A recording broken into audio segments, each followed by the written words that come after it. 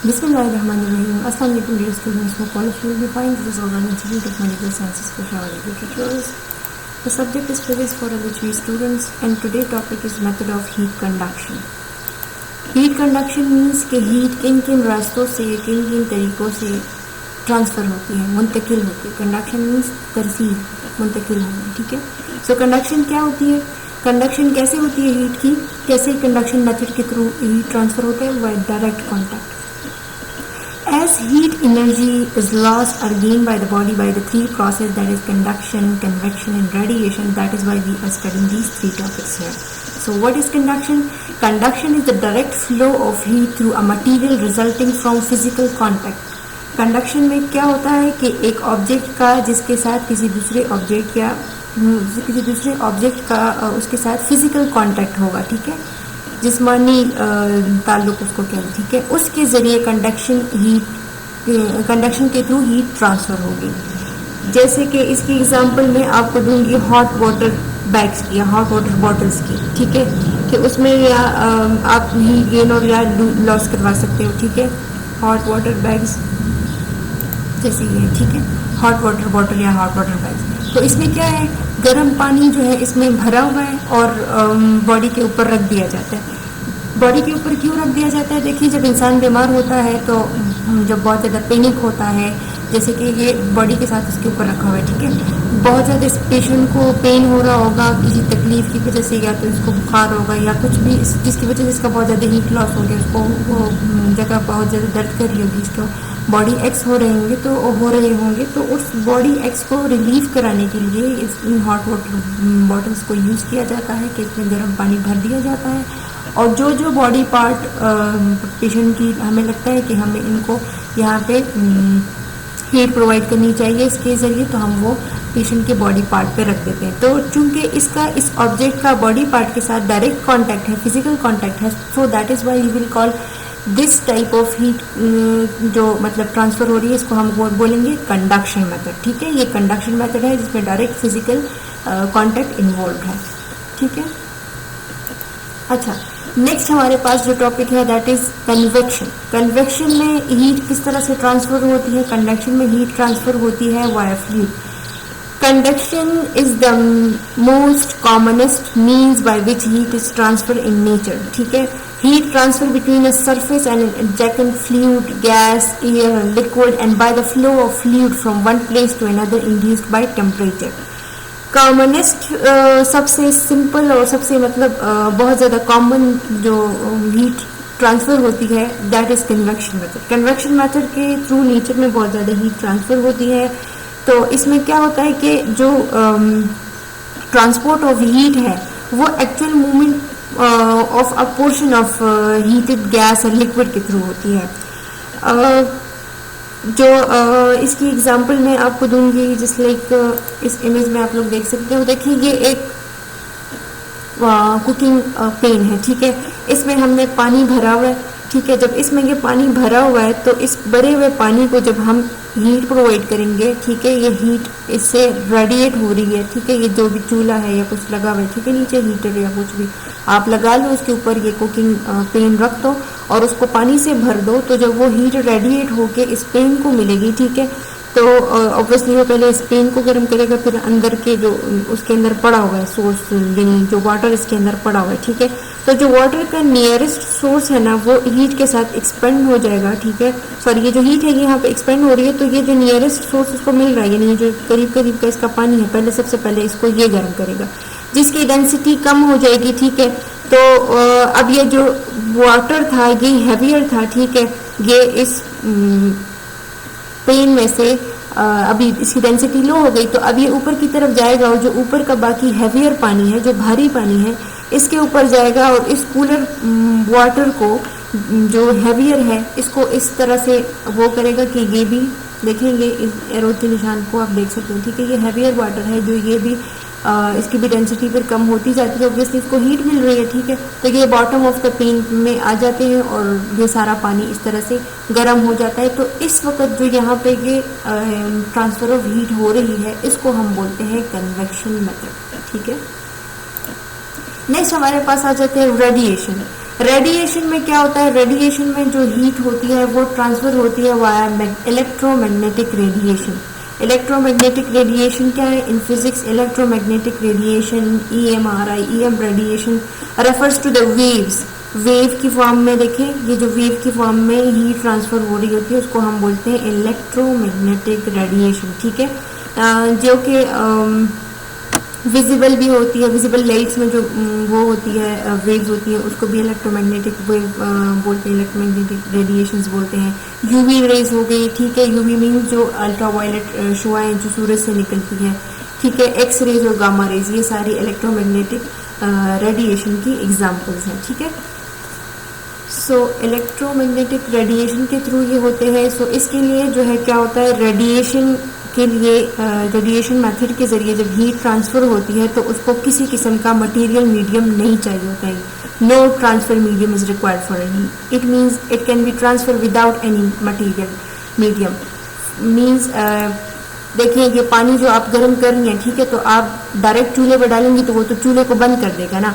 Obviously इस वक्त जो हीट है वो तो ट्रांसफर नहीं होगी, लेकिन अगर आपने इस पानी को गर्म करना है तो आपने इसमें कन्वेक्शन मेथड अप्लाई करना है, उसको हीट प्रोवाइड करके कन्वेक्शन मेथड उसमें अप्लाई करना है, हीट आपने उस पानी को पहुंचाना है, तो ऑब्वियसली उसके लिए आपको कुछ ना कुछ चाहिए होगा। वो मीडियम या वो ये जो पेन है ये आपको एक मीडियम प्रोवाइड करेगी। बर्तन ना हो तो आप पानी को गर्म नहीं कर सकते, ठीक है। इसी तरह कंडक्शन के लिए भी आपको कुछ ना कुछ सोर्स चाहिए। देखिए ये जो इसका वो है हैंडल है, ये मेटल का बना हुआ है। कंडक्शन के क्या है, कुछ गुड कंडक्टर्स होते हैं, कुछ बैड कंडक्टर्स होते हैं, ठीक है। तो मेटल एक गुड कंडक्टर है, चूंकि ये पेन के ज़्यादातर जो इसके हैंडल्स होते हैं वो मेटल के बने हुए होते हैं, और ऑब्वियसली इस पेन का भी जो हैंडल है वो मेटल का बना हुआ है, ठीक है। तो जब यहाँ से हीट रेडिएट होके इस मेटल के ऊपर पड़ेगी तो ये देखिए आपको आगे से ज़्यादा रेड नज़र आ रहा है। इट मीन्स कि यहाँ पे कंडक्शन हो रही है, हीट ट्रांसफर हो रही है, ठीक है। तो ऑब्वियसली कंडक्शन के लिए भी आपको ये मटेरियल मीडियम चाहिए, कन्वेक्शन के लिए भी। लेकिन रेडिएशन देख लें आप, हीट के लिए देखें ये रेडिएट हो रही है हीट, ठीक है, ये वेव्स की शक्ल में निकल रही है, इसके लिए कोई मटेरियल मीडियम यूज नहीं हो रहा है। ये डायरेक्ट जाके इस बर्तन को और इस मेटल को हीट अप करके हीट ट्रांसफरिंग कर रही है, ठीक है। सो इसके लिए कोई मटेरियल मीडियम नहीं चाहिए होता। It's the transfer of thermal energy through matter of space by electromagnetic waves, ठीक है। इसमें क्या होता है, थर्मल एनर्जी जो होती है यानी हीट एनर्जी जो होती है वो ट्रांसफर हो जाती है किसी भी मैटर को।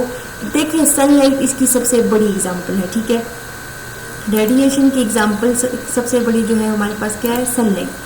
कि डे टाइम में सन क्या करता है, एनर्जी इन कराता है। देखिए ये रेडिएशन के थ्रू हो रहा है, इलेक्ट्रोमैग्नेटिक वेव्स के जरिए ये सनलाइट से यूवी लाइट्स आती है, यूवी रेज और अल्ट्रावायलेट रेजेस, और ज़मीन पर पड़ती है और ज़मीन को गर्म करती है। सारा दिन ज़मीन के ऊपर ये रेजेस आती हैं, गिरती चली जाती हैं और ज़मीन को गर्म करती चली जाती हैं। इन हॉट सनी डे आप लोग देख लें कितनी गर्मी होती है, तो ये किस वजह से, ये सनलाइट की वजह से। जब सनलाइट ज़मीन पे पड़ती है तो हमें ज़मीन जो है तो गर्म महसूस होती है, हमें गर्मी लगती है, ठीक है। तो वो गर्मी हमें किस वजह से लगती है, इस सनलाइट की वजह से, इस सनलाइट की यूवी इलेक्ट्रोमैग्नेटिक रेडिएशंस की वजह से कि वो ज़मीन के ऊपर पड़ती है। तो सारा दिन ये यहाँ पे पड़ती है और ज़मीन जो है फिर इसको at night time when moon is arise and when stars are on sky, like जब नाइट हो जाती है, ठीक है, रात के वक्त, तो फिर यही लाइट जो सारा दिन ज़मीन ने खींच ली होती है, एब्जॉर्ब की होती है, वो फिर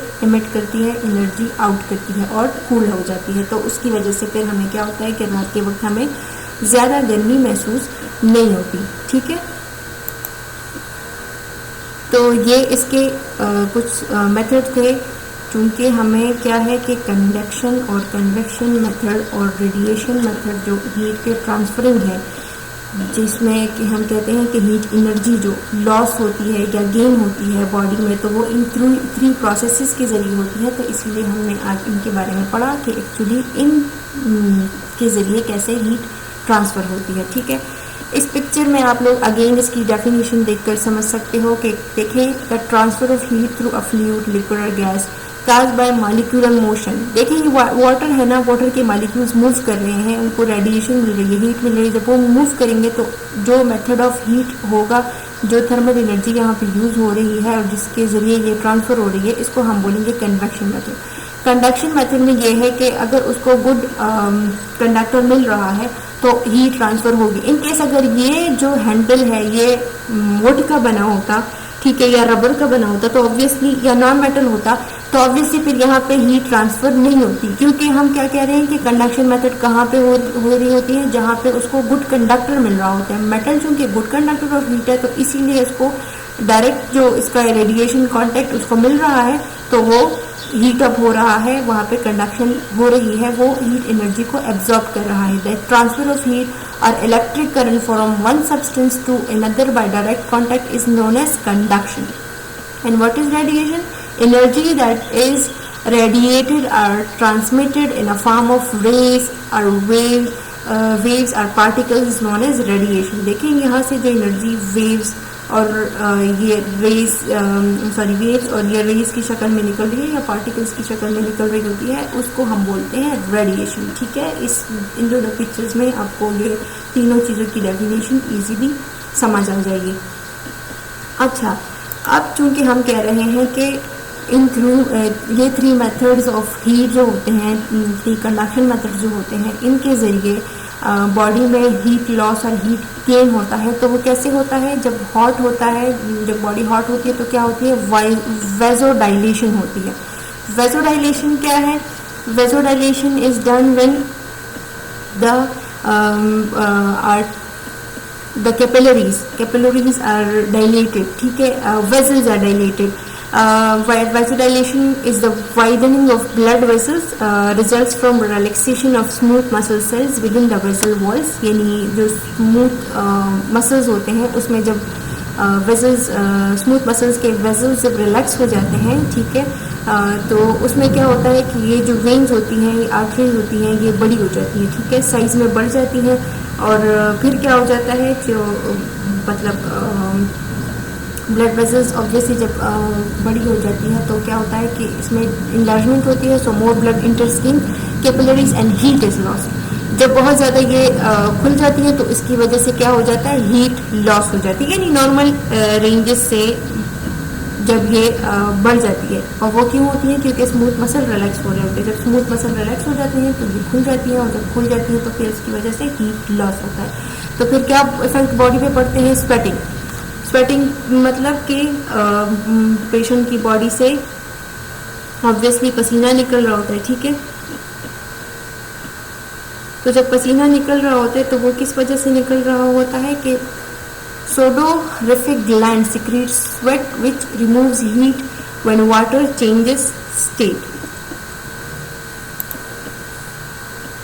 अच्छा, यहाँ पे एक वर्ड आया sudorific glands। तो sudorific glands क्या है? ये स्वेट ग्लैंड्स हैं, ठीक है, जो कि एक्सक्लूसिव है to mammals. endocrine glands and they are endocrine glands and obviously they release sweat in the skin surface for the regulation of temperature and excretory purposes। ठीक है, तो चूंकि ये सिक्रीट करते हैं स्वेट को, तो ये वाइजोडाइलेशन जब होती है बॉडी में, ठीक है, वेन्स आर्टरीज जब वेसल्स जब डायलेट हो जाते हैं, खुल जाते हैं, लार्ज हो जाते हैं, साइज में थोड़े से बड़े हो जाते हैं, तो स्वेटिंग होती है सोडोरिफिक ग्लैंड्स के थ्रू। ठीक है, नेक्स्ट इसमें एक है word pilo relaxation. This means the hairs flatten. ठीक है, जो हमारे बॉडी के ऊपर बहुत सारे अनकाउंटेबल हेयर्स हैं, ये फ्लैटिंग ऑफ हेयर होती है स्किन पे, जिसकी वजह से क्या हो जाती है, रिलैक्सेशन ऑफ पाइलो रिलैक्टर मसल्स। यानी जो हमारे ऑब्वियसली जब आपसे स्वेटिंग होती है तो आपने ये खुद भी जज किया होगा कि आपकी बॉडी में पाइलो रिलैक्सेशन हो जाती है, यानी जितने भी आपके बाल हैं जिस्म पे वो रिलैक्स हो जाते हैं। ठीक है, वो फ्लैटन हो जाते हैं सब। ठीक है, अच्छा, स्ट्रेचिंग आउट। स्ट्रेचिंग आउट में क्या होता है कि by opening up the body was a larger surface area, यानी उसमें जो है तो स्ट्रेच हो जाता है बॉडी सरफेस, जो है सरफेस एरिया जो है वो लार्ज हो जाता है और स्ट्रेचिंग आउट हो जाती है। ठीक है, ओपनिंग हो जाती है बॉडी सरफेसेस की। अच्छा, अब है वाजो कंस्ट्रक्शन। अच्छा, इसकी एग्जांपल में आपको दोनों की इधर इस इमेज में देखिए, ये है वाजो डाइलेशन, जिसमें आप ये देख सकते हैं इस वेसल की लेंथ को देखें, अच्छा खासा इसका मुंह खुला हुआ है, ठीक है, यानी ये खुल जाता है, वेसल्स इसमें खुल जाते हैं, ठीक है। और ये क्या है, वाजो कंस्ट्रक्शन, जिसमें कि आप देख सकते हैं कि इसमें इसकी जो वो है, जो इसका मुंह है वो नेरो है, ठीक है, वो तंग है इसमें, ठीक है। वाजोडाइलेशन में ये देखें, स्वेट ग्लैंड्स एक्सक्रीट स्वेट, ठीक है, वेसल्स डायलेट हो जाते हैं तो स्वेट ग्लैंड से निकल जाता है स्वेट, और ये देखें ये hair erector muscles will relax, ये फ्लैटन जो हो जाते हैं, ठीक है। तो ये किस वजह से हो जाते हैं, ये वाजोडाइलेशन की वजह से होता है, ठीक है। अच्छा, वाजो कंस्ट्रक्शन में हम कहते हैं कि आर्टरीज जो है तो वो रिड्यूस कर देती हैं blood going to the skin, ठीक है। उसकी ऑब्वियसली जब वो नैरो हो जाएगी, तंग हो जाएगी, तो blood going to the skin will be reduce obviously, ठीक है। सो क्या हो जाता है, कीपिंग कोर वार्म। अच्छा, इसमें फिर क्या होता है, बॉडी पे क्या क्या इफेक्ट्स क्या आते हैं, इसमें होती है बॉडी को शिवरिंग, पाइलो इरेक्शन और कर्लिंग अप। शिवरिंग में क्या होती है, rapid contraction and relaxation of skeletal muscles, heat produce by respiration. Shivering कहते हैं ठंड लगना, ठीक है, वो जो घामते हो आप, जिसकी वजह से आपको वो चैटरिंग टीथ और वो सब होता है, जिसमें आपको सर्दी टाइप लगती है, तो वो वाजो कंस्ट्रक्शन में होती है, क्योंकि आप क्या कर रहे हो, आपकी बॉडी कोल्ड हो रही है, आप ठंड महसूस कर रहे हो, ठीक है। पाइलो इरेक्शन में क्या होता है, hairs on skin stand up, सर्दी में आपके बाल जो है तो वो आपकी स्किन के ऊपर खड़े हो जाते हैं, ठीक है, जो अनकाउंटेबल बाल हमारे हाथों पैरों पे होते हैं वो खड़े हो जाते हैं ड्यू टू कोल्ड, ठीक है। Curling up making your self smaller, so smaller surface area, और आपकी बॉडी जो है तो ऐसे कर्ल महसूस करती है, ठीक है। सरफेस एरिया यहाँ पे हम कह रहे थे कि लार्जर हो जाती है, और यहाँ पे बॉडी की सरफेस एरिया जो है वो स्मॉल हो जाती है ड्यू टू कोल्ड, ठीक है। टेम्परेचर रेगुलेशन में स्किन जो है बहुत इंपॉर्टेंट फंक्शन प्ले करता है। सो फंक्शन ऑफ स्किन क्या है टेम्परेचर रेगुलेशन में, कि skin helps control helps control body temperature. Skin obviously body temperature को कंट्रोल करने में हेल्पफुल है। स्किन हैज टाइनी होल्स और pores on its surface and on it's outer surface, क्योंकि आपके स्किन पे जो है क्या है, आउटर सरफेस पे क्या है, टाइनी होल्स, छोटे छोटे सुराख पोर्स की शक्ल में है, ठीक है। When you exercise, sweat comes from these pores। जब आप एक्सरसाइज करते हैं तो इधर से स्वेट निकलता है, कौन सा, ये जो सोडोरिफिक ग्लैंड्स हैं, ठीक है, जो आपके स्वेट ग्लैंड्स हैं जो सिक्रीट करते हैं स्वेट को, तो वो किस रास्ते के जरिए, इन होल्स, स्मॉल टाइनी होल्स और पोर्स के जरिए, ठीक है। और वो कब, जब आप एक्सरसाइज करते हो, ठीक है। Sweating is one way that skin maintains normal body temperature. जब आपकी स्वेट ग्लैंड से, ये देखें इस पिक्चर में आपको दिखा रहे हैं, ठीक है, जैसे स्वेट ग्लैंड निकल के इस पोर के जरिए बॉडी से निकल जाते हैं। जब आपकी बॉडी से स्वेट निकलता है तो ये क्या करता है, ये आपकी बॉडी को नॉर्मल टेम्परेचर पे रखता है, उसको मेंटेन रखता है। As sweat evaporate, excess thermal energy leaves the body and the skin cools. जैसे ही आपकी बॉडी से स्वेटिंग होती है, एक्सेस हो जाती है क्या, थर्मल एनर्जी आपकी एक्सेसिव अमाउंट में रिलीज हो जाती है, ज़्यादा अमाउंट में आपकी बॉडी से, और जैसी रिलीज हो जाती है तो आप क्या महसूस करते हो, आपकी स्किन ठंडक महसूस करती है, आपको अच्छा लगता है, ठीक है। अच्छा, ये तो हो गया कि हम वाजो डायलेशन और वाजो कंस्ट्रक्शन किसे कहते हैं। और अब हमने करना क्या है कि हम जानते हैं कि मेंटेनेंस ऑफ बॉडी टेम्परेचर हमने कैसे करने, तो उसमें तो एक हो गया कि स्किन हमारे लिए टेम्परेचर रेगुलेशन में हेल्पफुल है। और मेंटेनेंस ऑफ बॉडी टेम्परेचर कहते किसे हैं, when heat loss is equal to heat gain, it is known as maintenance of body temperature. ये आप कैसे कर सकते हो, through drinking a lot of water, through exercising, ठीक है। वाटर आपको पता है कि ये आपकी जनरल नॉलेज के लिए, बाकी मैं आपको बता रही हूँ, लेकिन टेम्परेचर रेगुलेशन में वाटर इंपॉर्टेंट है, तो इसीलिए मैंने आपको ये इसमें बताना जरूरी समझा, ठीक है। So as you know that our brain, like water is all necessity for our body, ठीक है। As your brain compose 75% of water, obviously water help in regulation of body temperature. Water makes up 83% of your blood, removes waste, compose 22% of your bones, यानी bones में भी, ठीक है। और cushion your joints, जो आपकी joints को जोड़ने का काम है, ये भी water करता है, ठीक है। helps carry nutrients and oxygen to your body cells। अगर आप पानी नहीं पिएंगे, ठीक है, तो आपकी बॉडी को न्यूट्रिएंट्स और ऑक्सीजन सेल्स को नहीं पहुंचेंगे।